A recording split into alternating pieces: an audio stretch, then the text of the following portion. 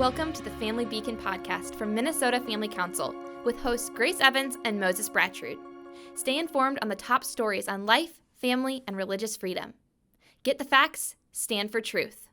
Hello and welcome back to the Family Beacon podcast. My name is Grace Evans and I am here with Moses Brattrud. Super excited to be back on the podcast with Moses. It was sad not having him last week, but had to have a super awesome guest on. That was an awesome episode. It was really, truly incredible. So go ahead and check that out if you haven't already. I was interviewing an executive director of a pro-life pregnancy resource center. Super, super awesome stuff she had to say.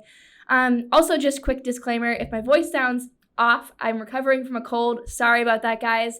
That will be gone next week, fingers crossed. But really wanted to make sure that we were still on the podcast, still getting you guys all the facts so that you can go ahead and stand for truth.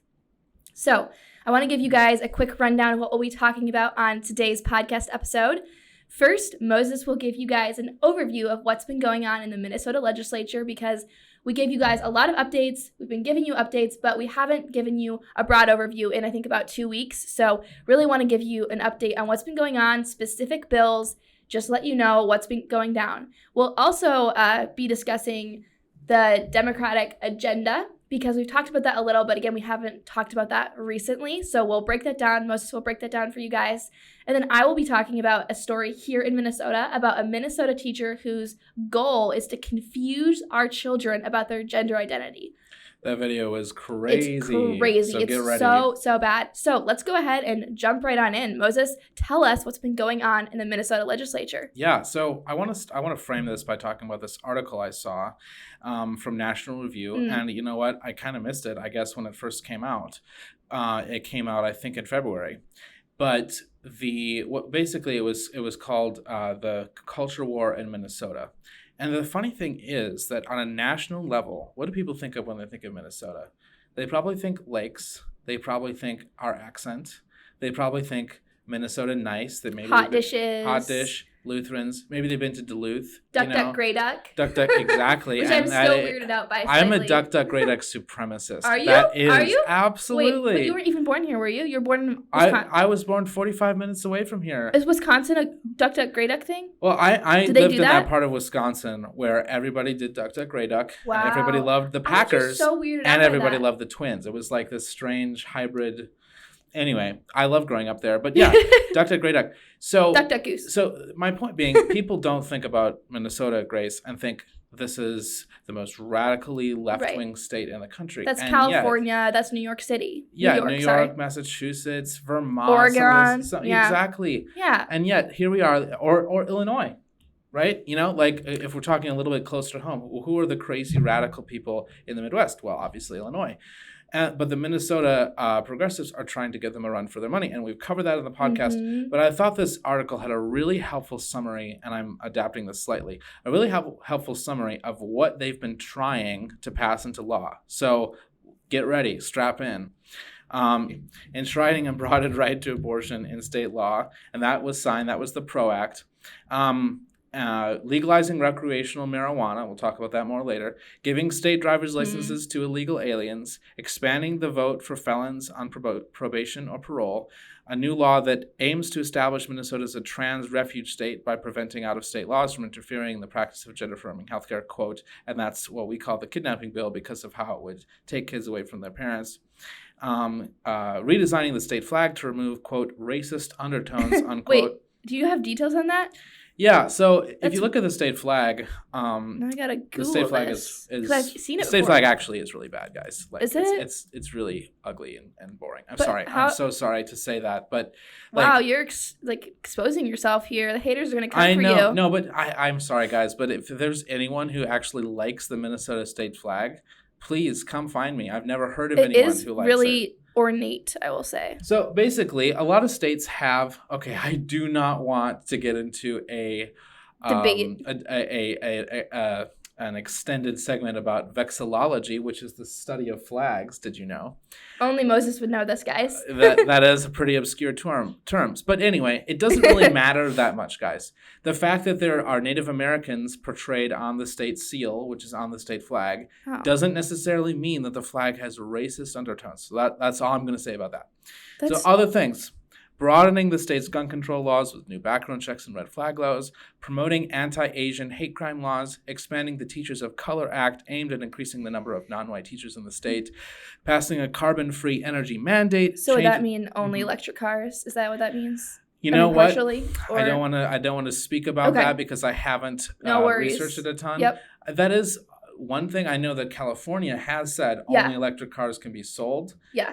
After a certain date, I want to say it's 2030 or maybe 2025. And I know Walz said that he said it like on a tweet. So he said he hopes Minnesota can be like electric car only by 2024, which that won't happen, of course. But no. Yeah. Right. So definitely that is the direction. And then changes to policing, capitalizing on racially polarizing deaths in police custody. Now, the thing is... policing, what does that mean? Policing... So like, as you know, there have been a number of deaths of people in police custody. The most recent one that was mentioned in this article was the killing of Tyree Nichols in Memphis. I'm not sure if I'm saying his name correctly, but five police officers were charged with murder. It was bad, guys. Okay, it was bad. Okay. So, and the idea is that whenever there's something that some bad cops do, there will be people who will take that and try to attack police as an institution, as if we don't need, that they'll say we don't need police, we don't want police, defund the police. We've talked about that. So now this list of stuff, guys, that's not to say that all of these things are bad ideas, right? But all of them are addressing hot button social and cultural issues on the basis of progressive assumptions. And some of them are extremely divisive. This is culture war. And the thing about the Democrats is that they're biting off more than they can chew. They have a 1-vote majority, Grace, as you and I know, in the Minnesota Senate. It's only passing by the narrowest of margins. Yeah. And it's not a slam dunk. Right. And when you have that situation, basic political science would tell you that you need to govern towards the center. You need to take things that the other party will agree on. Now, of course, your party has to advance your party's priorities, but you have to look at what the other side is going to agree on instead of literally giving them the middle finger, which I feel like is what's happening this session. So that was kind of my 10,000 foot overview. Like, we just need to remember, Minnesota is not New York or California or Massachusetts. This is a very purple state. You know, Clinton only beat Trump by 1.6 points in 2016. Wow. Less than 50,000 votes, right? So this is not a state that is going to be blue forever in the way that we can say of maybe Massachusetts. So this type of cultural radicalism is wrong for everybody. But my point here is simply that it's just going to be bad for our opponents. They're going to lose elections. And that's what they care about. Elections are like what they do instead of going to church. Hey, I'm really glad that you broke that down. And I'm really glad for that list you gave. That is so helpful, both for me and for our audience, Moses. I mean, just laying it all out there, like that's what they're trying to do. I do note that they didn't mention anything on that list about the Equal Rights Amendment. That happened later. Yeah. So maybe you can go ahead and dive in and spill the beans on that, because the so-called Equal Rights Amendment is actually about erasing women. Right. So absolutely. Let's jump into that.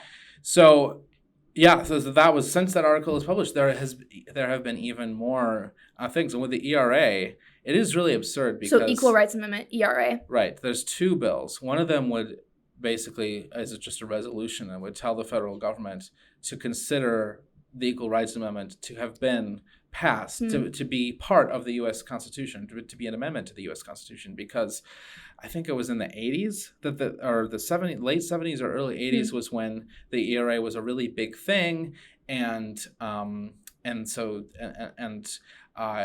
needed to be ratified by 2/3 of the states. That's how an amendment becomes part of the U.S. Constitution, and it never was. And several states rescinded the ratification, and then I think several states, I don't remember which states it was, but several states, like 30 years later, were like, "Oh no, just kidding. We do want the ERA." So and the Supreme Court was like, "Well, that's past the deadline." And even Justice Ruth Bader Ginsburg, the late Justice Ginsburg, she was like, "I don't know, guys. That was 30 years ago." But that's the legal tactic that's being put forward in this resolution. Now, the other ERA bill, and I think I have I don't have the bill number right in front of me, sorry. But what that bill is basically, there shall be no discrimination on the basis of sex, which is the original ERA. No discrimination on the basis of sex, gender identity, gender expression. And I think there might be a couple other things in there. And so what we're talking about is taxpayer-funded abortion, because when something is a right, basically what it can be seen as, and this is absurd, but this is how courts will interpret it. And this has been done in states that have passed the ERA. This is not us making things up. So what would happen, I think this happened in New Jersey, for example, they passed the ERA and the court said, okay, no discrimination on the basis of sex. Well, only women can become pregnant. That was back when people believed that only women could become pregnant. The thing is, does anyone actually believe that men can become pregnant? Like, do they actually believe that? Men can become pregnant. Do they actually hateful bigot? So do they actually believe that, do you think? Or do you think that they actually know only women can become pregnant? Like, I'm wondering if there's a slim minority of people believe that women who identify as men can but pregnant. they don't actually think that biological men can become pregnant. No one believes that? I'm not sure. I'm honestly confused. I think they're working on that. I'm like, do you actually believe that? Because if so, let's go back to first grade. Okay, so I've heard some stuff about like womb transplants. Okay, no, I know. Oh, that makes me feel. I know. I've heard of that too. It makes me feel so grossed out. Absolutely disgusting. Brave New World. Brave New World vibes. Go read that, guys. Yep. Absolutely. No. So it's like, will that happen, or will that stay in the pages of science fiction? The next thing is our brain will be kept alive after we die, and they'll like freeze it or whatever, and have it connected to a computer. Like, I know people have talked about that. Like Pinky in the Brain, kind of. So we can like live forever. This sounds so terrible. Sorry, I don't want to live forever on this earth. Sorry, we're tangenting here, guys. But guys, the thing about it is that we all die. Like, we're all gonna die, and there's no way that we're not going to. We're not gonna avoid that by any stretch of the imagination. So one of the things that we have to do with our lives, and all the great philosophers realize this, is we have to live in such a way that our life has meaning after we die. And the only way that we actually can do that is by devoting ourselves to something eternal. And the only truly eternal thing is Jesus Christ, who lives and reigns with the Father, who saved us from sins and will raise us up again at the last day. Yeah, we have to live wisely in the world that God has made. That's what we're called to. And there's no hope for us in this world if we don't live that way. Absolutely. Or in the next. That was kind of crazy. We did the Jesus juke, didn't we? We went from not intentional. That was not planned. We went from brains and bats to the gospel. And that's good, because when you think about some of this stuff, you really people need Jesus. And I'm not joking. People need Jesus. Our state needs Jesus. Let me tell you. So some of our legislators really need Jesus. Absolutely. So let me tell you a little bit more about these bills. So, on the ERA, were you done there, or do you have more to comment on? Because I kind of want to talk about a little bit how it does erase womanhood. Go ahead. Yeah, I don't know all the specifics, all the details. We'll have Becca Delahunt, our acting director of policy, on at some point to really break that down for us. Has she talked about that before yet? I don't think she has on the podcast. Not the ERA in detail. We'll have her on. Yeah, we got to have her on. But to my limited knowledge, one thing that it does is it would enable biological males to be coming into female-only spaces. So locker rooms, bathrooms, places like that. That's very, very unsafe for women, of course. And it would also allow biological males to compete against biological females. Very, very unfair for women. And so that's why we're saying the Equal Rights Amendment is actually about erasing womanhood. And Becca could break that down exactly legally, how that would work, the details of that. So stay tuned for that. Moses, give us a quick update on the PRO Act and the how-to of PRO Act. Yes, I will. So the PRO Act passed, as you guys all know. Protect Reproductive Options Act, quote unquote. Right. And what that law did, just to go back a little bit, was basically say that there's a right to an abortion in the Minnesota Constitution. Now, did that change anything on the ground? It didn't change a ton, because then in 1995, the Minnesota Supreme Court had already ruled to that effect in the Doe v. Gomez decision. So it's not good for that to be enshrined in law. It's very bad. But it didn't change a ton of things. The how-to for the abortion, for the PRO Act, or what we like to call the infanticide bill also, that's a different matter. Now, it claims that it's basically doing the same thing, but actually it doesn't. It repeals a ton of pro-life laws, like the requirement that abortion facilities report abortions, the requirement that women's right to know, parental notification, things like that. and the Born Alive Infants Protection Act, the law that states that if a child is born alive during the course of a failed abortion, that child must receive life-saving medical care. And horrifying stories of what happens when that life-saving care is not provided. And yet that is one of the bills that our opponents are trying to repeal. Now, the good news is that bill continues to seem stalled. Now, we don't want to claim victory on this. We absolutely can't say that this bill has been defeated. We could still see a floor vote on that bill in either house or in both houses. But the reason we haven't seen a floor vote is because they know they can't get the votes right now. Well, that's at least one possible reason. Yeah, sure. We as far as we know, and Democrats have said this publicly, we've shared this on the podcast, Democrats have shared publicly their frustration with their people in their own party who don't like that bill. Because that literally is infanticide. Yeah. It is that's not a good look. Of course they're comfortable with it. It's murderous. Yep. So then you know what? I do want to back up a little bit, because what I did want to say is I wanted to talk about timelines.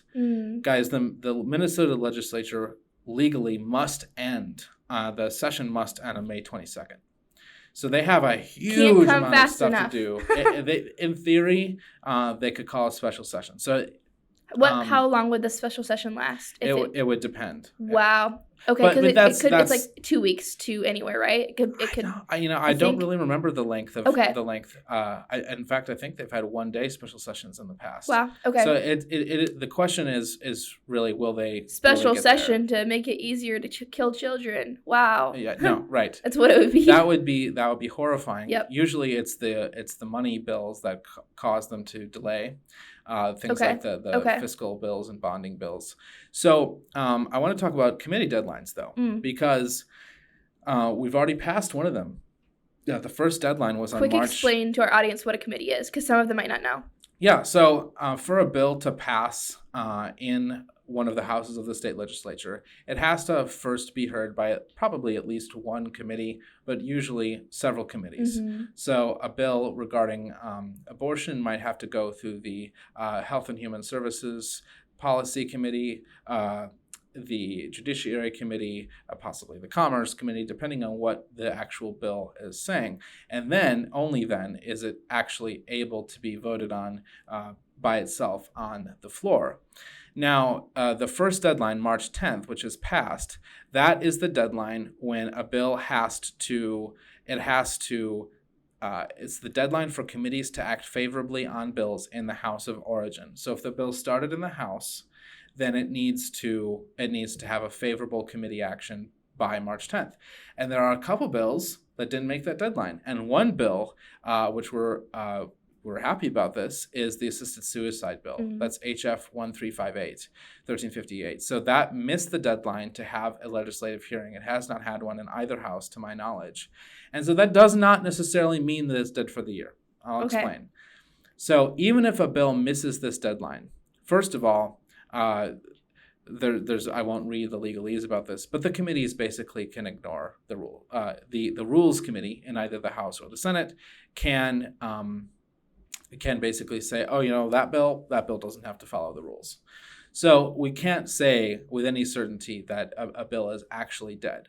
But what I want to give you guys is a timeline, because for better or for worse, we will know on probably May 22nd. We at this point, I don't think people are expecting a special session.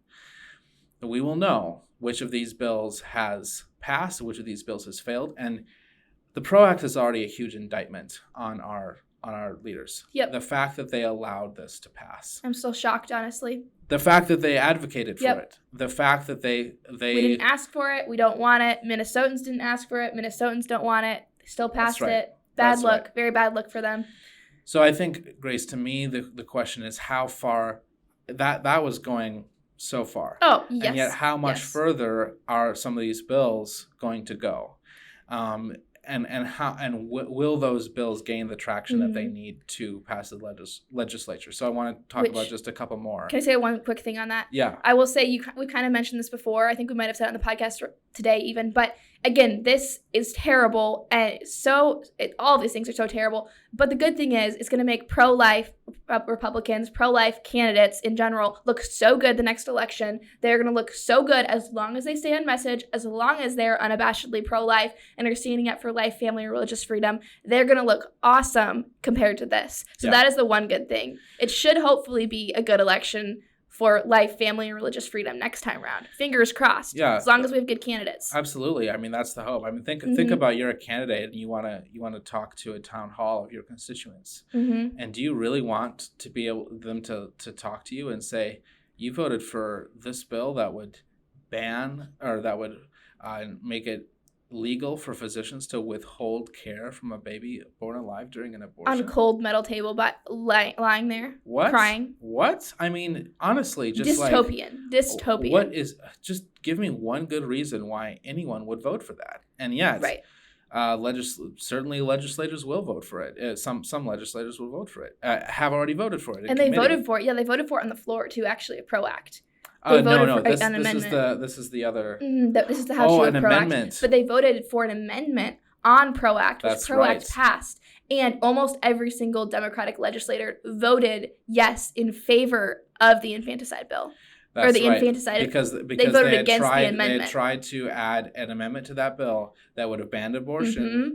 They would have banned infanticide. It would have banned that specific thing. And it did not pass, and that was extreme. And so, just think about the bloodbath that there'll be at these constituency town halls and these candidate meetings going into the next election, which is a while away. Because Minnesotans are stepping up. They're calling their representatives. They're calling their senators. They're crying on the phone. They're sending many, many emails. And our representatives, our senators know that Minnesotans don't support this. And they're still pushing forward on this radicalism. Yeah. Which really the question is why? Why are you so obsessed with killing children? Why are you so obsessed with that when your own constituents don't support that? Yes, absolutely. Yeah. So very briefly, a couple other bills that people should be aware of. Be following these. We will send out more updates. HF 2280 is so-called, I'm not sure I'm going to get the name right, but I think it's called the Gender Affirming Care Rights Act. Basically, Minnesota law would protect the right to get gender-affirming care. So that's very similar to the executive order that Governor Walz signed. However, generally a law is going to have more force than an executive order. So that bill, I think, needs to have at least one or two more hearings before the second deadline. And the second legislative deadline is March 24th. So that's coming up. So we'll see if that bill makes the deadline. Again, even if a bill does not make the deadline, that doesn't necessarily mean that it's dead for the year. Yep. A couple other bills that we're interested in, that we're following, the marijuana legalization bill. That's kind of publicly stalled right now. There's Democrats in the Senate who won't vote for it unless they change it. That's recreational marijuana, correct? Recreational marijuana, yeah. Medical marijuana is already legal in Minnesota. And then finally, the kidnapping bill, HF 146, is still alive, and we could see a floor vote in either house on that. And again, the kidnapping bill would allow the state to take custody of children if those children would like to gender transition or take life-altering drugs, and the parents of that child disagree with that, then the state can take custody of those kids. Yeah, that's what that bill would do. It's frightening. It should never have been considered. So The fact that we could be talking about a floor vote is just insane. We'll keep you updated. Thank you so much. Almost 4,000 people have taken action. Amazing. Thank you guys. On not just that bill, but on all of the bills. And so we're just so grateful for and there's more action alerts coming. So thank you guys for your support. If you don't get our updates, go to mfc.org/subscribe. Make sure you're getting our legislative updates. It's so crucial, especially at this time, because things are coming down to the wire. Now, that is what's going on in the Minnesota Legislature. After a couple weeks, we thought it would be really good to give you guys an update. Now, Grace, this story from a Minnesota school district, I was just shaking my head. I know. Tell us more about that. Yeah, let's break it down, guys. Can't make this stuff up again. I feel like I say it every podcast episode, but truly, I don't know. Sometimes I'm just shocked at the world we live in. So a video, this is an undated video, so we're not sure exactly when this video was created, but it has surfaced of a Minnesota public school teacher who says that her goal is to confuse kids about gender, Now, this is Alpha News reporting. I'm going to link the article in the description below. You guys can watch the video for yourself. It's like 25 seconds long tops. But this teacher is a music teacher here in Minnesota in the Mounds View Public School District. And multiple parents have identified this teacher as such. She explains that some of her students and some of the students of other teachers alongside her can't tell if he or she is a boy or a girl. And so in this video, she's just bragging about how her goal is indeed to confuse kids about gender. It's good if they don't know if they're a boy or a girl. Wow. Yeah. It's good. It's good. Because I would expect the teacher to say something like, well, if they don't know, that's okay. Not, it's good. Yeah. Because you really want your kids, your students to be confused. You want them to, and you think that's good. Don't you want them to settle on something at least? Yeah. No, it's good that they're confused. So I think it's disgusting, it's manipulative, and abusive. I would use all of those three terms with no fear and no, like, I think those terms encapsulate it perfectly. Mm-hmm. Disgusting, manipulative, abusive. Here's what some parents are saying about this, and I encourage you guys to go watch that video because, wow. One parent says, I am very upset that this teacher is saying that her goal is to confuse kids. Her personal life has no place in an elementary school. That's it right so there. True. Because, I mean, we've talked about this before in the podcast. How come it's adults who are confused about their own gender that are pushing this ideology on kids? Why? It's usually because they will feel better about themselves and their choices that they have made if they can push it on kids and confuse more kids. Mm-hmm. So that's why I would say, it seems like that's why this teacher thinks it's good if her students or his students, who knows, honestly. I mean, it's definitely a girl. We don't know how they, I think, but they reached out, Alpha News did reach out to ask what her identity is, and that she declined to comment. So I think biological woman. But yeah, anyways. So another parent says, these are discussions about life, sexuality, and human development that parents should have with their children. Very good, very true. Don't want our kids indoctrinated by teachers that are trying to justify their own life choices, right? It's just so absurd. Like, imagine if you're a math teacher and a kid comes to I know where you're going, actually. Yeah, a kid comes to you and it's like, teacher, the way that you taught this calculus lesson was really, I was just very confused by it. And then she's like, that's the goal. That's the goal. No, like teachers exist to bring light. You are so funny, but it's so true. It puts it into perspective. Yeah. Why should kids they should be clear on what reading, writing, and arithmetic are, but they should be desperately confused about gender. Is that what we're supposed to be doing? Like, I think that's absurd. In addition to this being completely age inappropriate, to it not belonging in an elementary school mm-hmm. in the first place, it's just so strange. I just find this to be absolutely bizarre.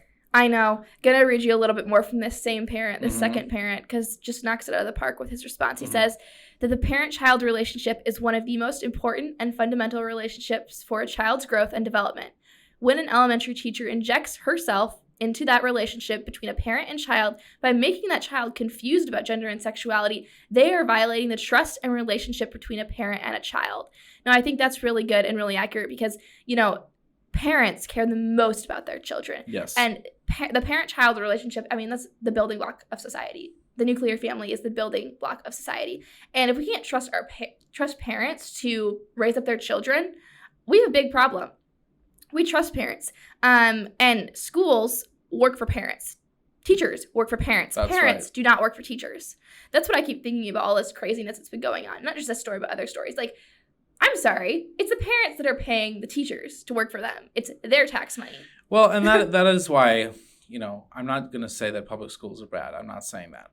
But what I will say is, in a public school, the teachers are not hired by the parents. They're not paid by the parents. They're paid by the school district, which is a unit of local government that receives money from state, federal, and local government. Mm-hmm. So the teachers are government employees, and they see themselves as government employees. They do what the principal tells them to do. They do what the administrators tell them to do. And the administrators and the principals have oftentimes been radicalized by the teachers' unions, by radical approaches to education, by critical race theory, by gender identity ideology, as in this example. So that is an absurd thing. So that's why you often don't have that accountability. Now, true, public school boards are publicly elected. So in theory, school board members should try to keep this stuff in check. And that's why over the past few years, you've seen all this anger at Yep. school board meetings, because what happens generally is that teachers are acting out. Sometimes it's the board itself, but a lot of times it's teachers who are acting out, and the school board gets yelled at because that's happening. And I'm fully with the parents who are yelling at the school board saying, do not show this pornographic material to my children. Do not have it on the library shelves. Do not try to confuse my first grader about their gender. Basic stuff, guys. Right. It goes back to that math thing you were saying. So Yeah. good, Moses. Yeah. So good. Please, in fact, I would like them to have clarity and not confusion about all the things that Right. come up in the Right. classroom. I mean, is that too much to ask? And that is why, though, why private education is so appealing to so many people, especially right now, is because they're, obviously you can't, any one individual parent can control what a private school does, but at least you have the parents are literally paying the bills for that education. And ultimately, I think that private schools are more responsive, especially the smaller the school, are more responsive to the needs and expectations of parents. And so, I don't know, that we need to either really improve our public schools, or we need to rethink that entire system. That's my personal view on that. Thanks for sharing that. Yeah. So guys, we'll keep you posted as we learn more about this story, what happens with this teacher. I think that this teacher deserves to be fired personally. We will see what happens. But we'll keep you posted, and please do check out that video for yourself. Again, that's linked in the description. As we close out this episode, Moses, I'd just like to ask you what you're reading. It's been a couple of weeks, Yeah. and I'm still reading the same thing. I'm reading Kristen Lavran's Daughter by Sigrid Undset. I'm on the third book, which is called The Cross, and things are not looking up for Kristen. This is a story set in medieval Norway, and it's really beautiful the way it portrays. She has 7 sons, and just her relationship with her sons, her relationship with her husband. It's lovely. My wife was bugging me for years to read it, and I finally said yes, and it's amazing. However, it's not super. It's sad. It is kind of a tragedy. So we'll see. And yet, it's not. It is also redemptive. That's my at least so far. So I'm about. Not quite halfway through the final book of that. And then my light reading right now is a book called Delta V by Daniel Suarez. And it's kind of a near future science fiction book about, so far it's kind of about asteroid mining, but it's actually more exciting than that makes it sound. Thankfully, because asteroid mining, not my cup of tea precisely, but it's just about humanity's explorations into space, which I'm a big fan of. So that is what I'm reading. How about you, Grace? I am reading, this is for school, it's in a book on ecclesiology, and it's called Sojourners and Strangers, The Doctrine of the Church. Oh, who's that by? It is by Greg Allison.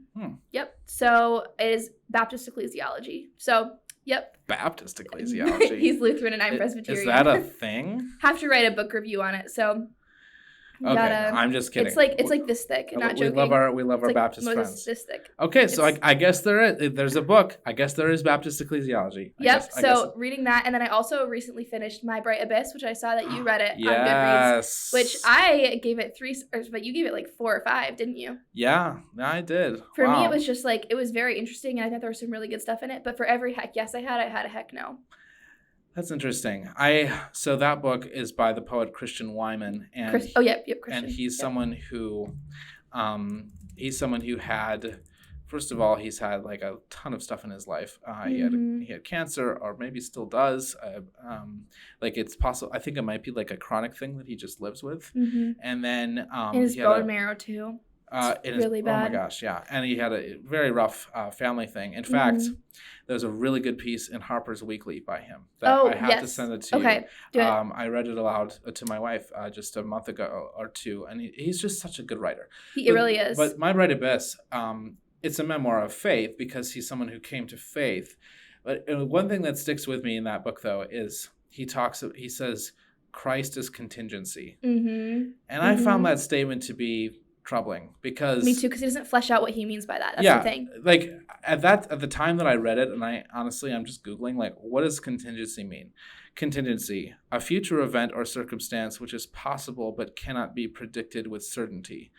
And I think it's like his idea is like God exists in the space of like the possible. Like God exists, but in terms of God's power, he doesn't have ultimate power. He works through contingency. Yeah. And I just didn't agree with that then. I Yep. don't agree with it now. I think it's like maybe something that he believes because of how hard life has been for him, and how also he's kind of been burned by the church as well. And, you know, Yep. I hear that, but Yep. you have to look at the word and you have to look at the Bible. That was my main critique. Yeah. Just like he wasn't looking to scripture. He was quoting a bunch of poets and stuff, but he wasn't quoting scripture and going straight to the word. And then he also didn't seem to have like a rich understanding of why the cross is important. Why? Because of our sin. It seems like he wanted a Christ, a God who is sympathetic to suffering, which we all want that, but it seems like he wanted to stop there. He didn't want it because suffering, but also we need him to take away our sin. We don't just need a God who's sympathetic to suffering. We need a God who can fix that problem, who can help us overcome all of the suffering and evil and sin in our lives through unity with him. So won't get into the weeds too much more there, guys, but really interesting book. Do recommend reading it. It's a good read, but yeah, there's a lot of things where you'd probably be like, yeah, wow, that's really good. But then the next sentence, it's like, no, don't agree with that. That's kind of how I was the whole book. Yeah, very well written, but suspect. Yeah, Which is true of a lot of books. Guys, I think that brings us to the end of this week's episode of The Family Beacon. Thank you so much for tuning in. Grace and I are glad to be back after a couple weeks where it hasn't been the two of us, and more episodes coming again every Friday, wherever you get your podcasts, video and audio. And I would like to again say, please make sure you're getting our email updates, mfc.org/subscribe, and look out for our action alerts, especially as we come into this next stage of the legislative session. There are the deadlines are moving fast. We need people to hear from their legislators how they feel about these bills that are being considered by the Minnesota legislature. So that's what we do here at the Family Beacon. We get you the facts so that you can stand for truth. Thanks so much for watching or listening. Thanks for listening to or watching this episode of the Family Beacon podcast from Minnesota Family Council. Subscribe wherever you listen to podcasts so you're up to date on life, family, and religious freedom. You can follow us on Instagram at MN Family Council and subscribe to us on